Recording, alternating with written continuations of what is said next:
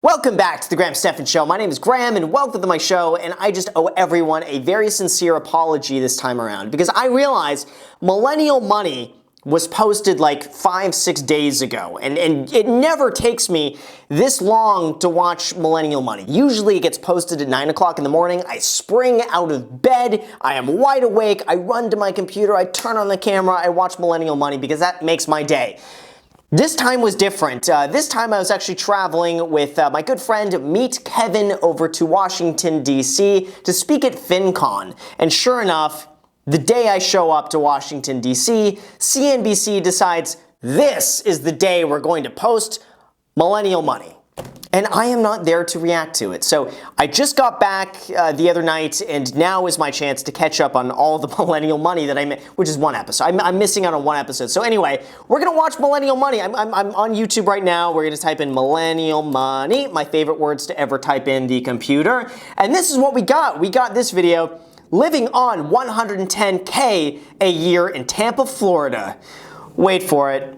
Millennial Money. Oh, here we go. I am excited, guys. I am excited. And this one seems to have done some pretty decent views. We got 60K views 4 days ago. So I don't know if that makes it good or bad. You know what I always look at? I always look at the like to dislike ratio. And if it has a big dislike ratio, I know it's going to be a great video. If it does not have a high dislike ratio, I kind of know they're probably not messing up. So let's see what's going on here. We got a very good like to dislike ratio, only 37 dislikes. So I have a feeling CNBC is changing it up. I have a feeling, like I said, my conspiracy here is that they're picking good people that I'm not gonna really get upset at. So let's see if I'm right in what this guy is up to. I love that. Already, I have to say, 33 years old, making $110,000 a year as a pilot. Way to go! And also being in Florida, we got a no income tax state. We got another one. Meanwhile, I'm sitting here in California paying like I don't know how much, 11%, 13% in state income tax. It's ridiculous. Makes me want to move to Florida, but I don't like humidity, so I'm kind of screwed either way. As a pilot, I would say I would prefer to have more time than money. As an individual, as a couple, there's only so much money you would need to have a comfortable life. So I believe it's finding the good balance. I absolutely love it. Now some people, yeah, they're all about the money and this and that. He's making a decent income. I'm sure he's able to save away a significant portion of that. He values his time. He has his priorities right. So far, I can't say not one negative thing about this guy, except that I don't like humidity in Florida. That's it. That's if I had any complaint.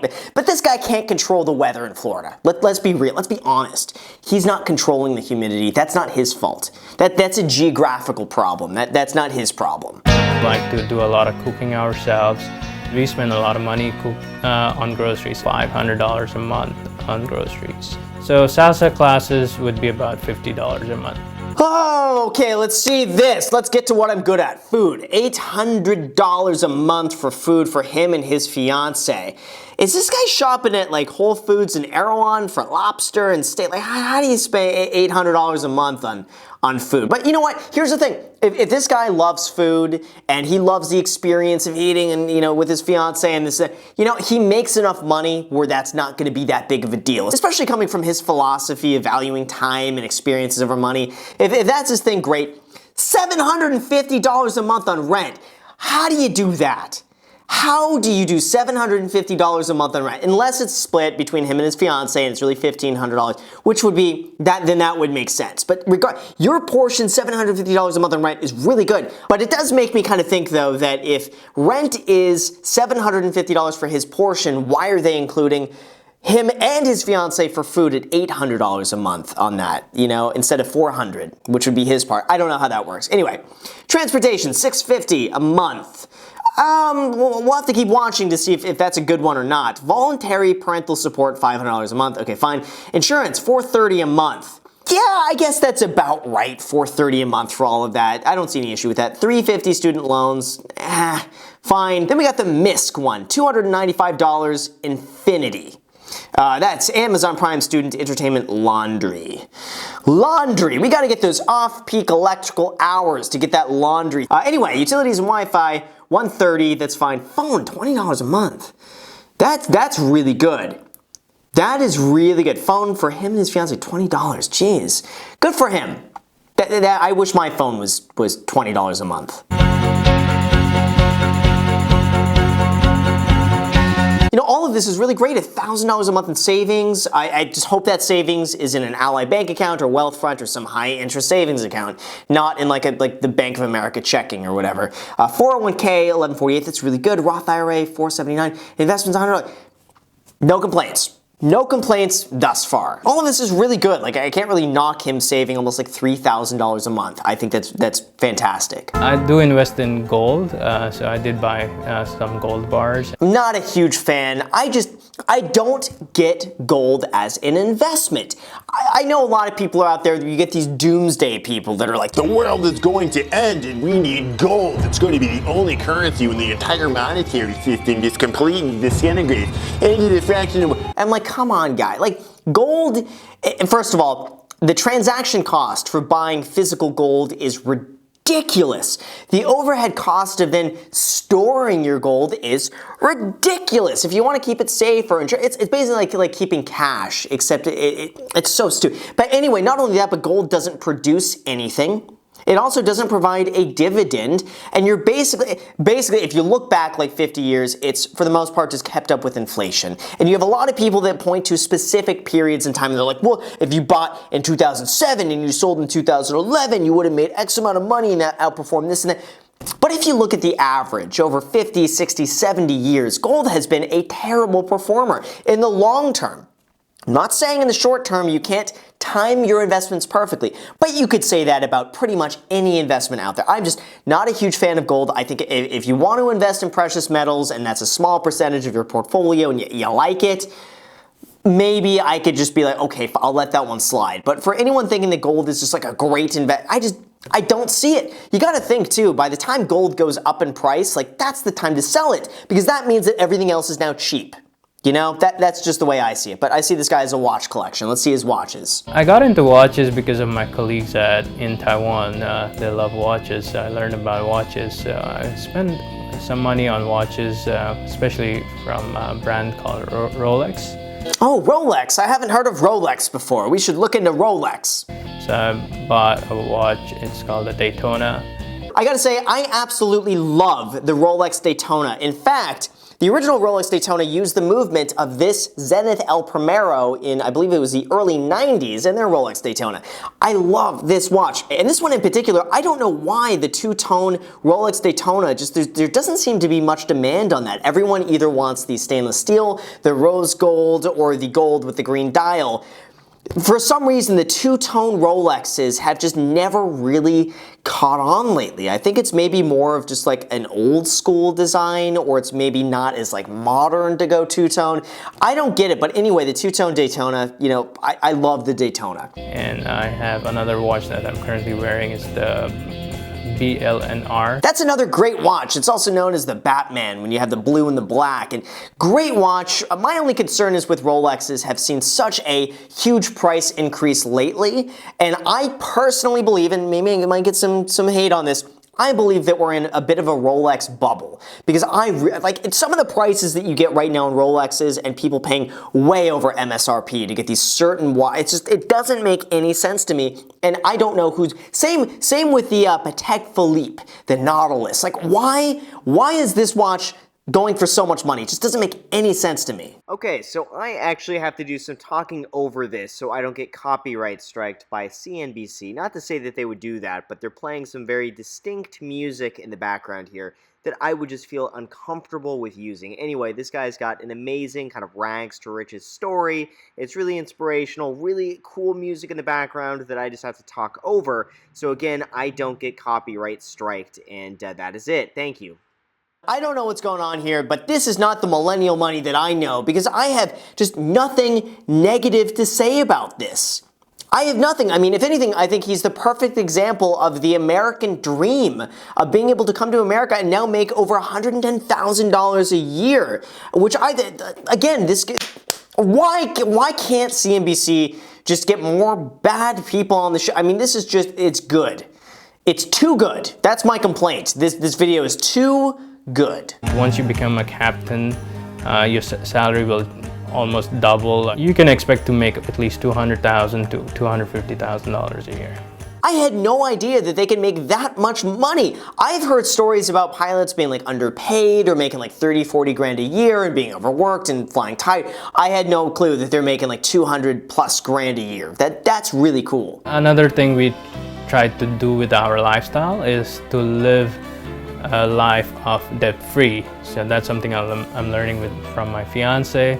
So I'm not planning to take any more loans and pay off all my debts, pay off my motorcycle, pay off my student debt as soon as possible. I like that. You know, I'm all for paying off loans that don't make you money. His student loans, well, I guess you could kind of argue student loans make you money, but not really. The loan itself is not making him any money, paid off. The motorcycle payment is not making him any money, paid off. I think the only loans that are acceptable to get, you get a mortgage, I think that's fine, and any other low interest rate loan where it makes sense not to pay it off and just invest the difference instead. Other than that, I am all for the entire like Dave Ramsey approach, like, you know, don't put excess money on credit cards, don't go and like buy stupid stuff, don't buy things you can't afford, pay off your loans, and so, except rental property and any low interest rate loans. Those are the only loans that I am all for, that I think load up on low interest rate mortgages now while you still can. Like, that's what I'm doing. Let's get in debt, let's get in good mortgage debt. That's what I love. So last month I took a trip to visit my parents in Nepal. So I went to India, flew out of New York direct to New Delhi, and came back 3-4 days later, and I spent $0 for that. Who needs credit card points when all you need to do is just be a pilot and then you fly for free? That is awesome. I mean, I fly for free too with credit card points, which is that's fun. But, you know, I can't fly anywhere for free as much as I want. You kind of got to be strategic with credit card points. But this guy needs to mess up. We are planning to have a wedding, most probably out in Europe, and we'll be planning to save that. Oh man, $20,000 destination wedding. Yeah, destination weddings are so expensive. The issue now is that I'm getting so desensitized to the cost of weddings. Like Scott and Rachel, their $40,000 wedding, which wasn't really $40,000, but you know, it was close. My reaction at $40,000 was just like, why? So now when you see like half that at $20,000, it just doesn't seem as bad. Destination weddings though, so expensive. I get it, she's from Poland, he's from India. I mean, just like, oh, the cost of bringing families over is, you know what, you should just do a Skype wedding. How is that? You could cut the cost down to like $1,000. Google Hangouts. All the family could get together on their computers anywhere in the world, do like a Skype, Google Hangouts, whatever, see each other, you know, have a drink behind the computer screen, you know, cheers guys, happy wedding, I'm happy for you, you know, and it's easy. That's what they can do instead, just do like Google Hangouts. Easy. Okay, so this is another part where they put some potentially copyrighted music in the background. I don't know if this was done to deter me from using these clips, but anyway, I'm not going to use the music just in case. Again, this guy has got his head screwed on straight. There's nothing for me to react to.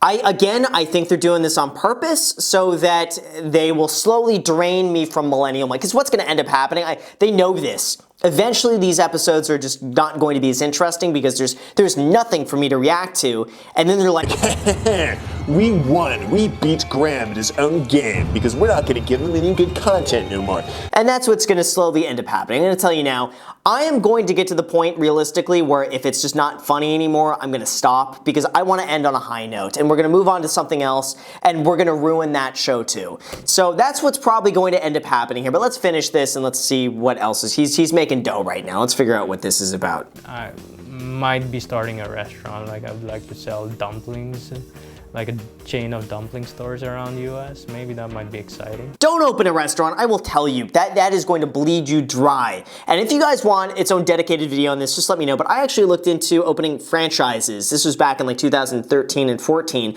when I just wasn't finding any really good like real estate deals. I really wanted to open a franchise and I looked into just about any franchise you could possibly look into. A lot of frozen yogurts, coffee shops, some other like small like restaurant-y types, like very small chains, the Subway Subways, for instance, like that. They're terrible businesses, like absolutely horrible businesses. Even the ones that you think are like very easy to run, that are absentee owned, where you can hire everything, it's like so bad. The hours that go in, the overhead that goes in, dealing with employees, the time commitment, and the profit is really low on restaurants. Anything involving food, even frozen yogurt. The profit margins on a good frozen yogurt place, 10 to 15%. Like if you're at 20% profit, it is, decent. So I think the highest I've seen was like 30%, but that was owned by someone who like managed it themselves full time, and like they have to pay themselves. It's a nightmare. An absolute nightmare. I'll tell you, you're going to be so less stressed out working as a pilot than you would opening up like a dumpling place. I mean, I even had another friend who went that route, and it just turned into such a hassle, and just dealing with rent and landlords, and it's not worth it unless that's your thing, like that's your dream job to sell dumplings. I mean, just don't do it. If you're looking at it from the money perspective, it's terrible. So anyway, that's all I have to say about that. And like, guys, let me know what your thoughts are about the whole millennial money thing. And I want you to be completely honest with me, because it's fun reacting to things that are just so over the top absurd. And lately, I have not been getting that type of content from Millennial Money. It hasn't been happening, and I don't think this is by coincidence. Maybe it's by coincidence, and maybe they're going a different direction with the show, which is totally fine. For my own taste, I don't like always reacting to things that are always just like perfect, because there's nothing for me to say. This guy is doing a great job. Really happy for him. And but it doesn't bode for great content on my channel. So I just want to make that clear, and that's where my thoughts and intentions are going. And if you guys agree with that, let me know. If you don't agree with that, let me know down below too, because if there is demand for me to react to even the really good episodes, I will just continue on that. Thank you again for watching the Stephan Show. I really appreciate it. If you guys have not already, smash the like button, subscribe, notification bell, do all that sort of great stuff. Oh, add me on Instagram. I post there pretty much daily, so if you want to be a part of it there, feel free to add me there. Thank you again for watching, and till next time.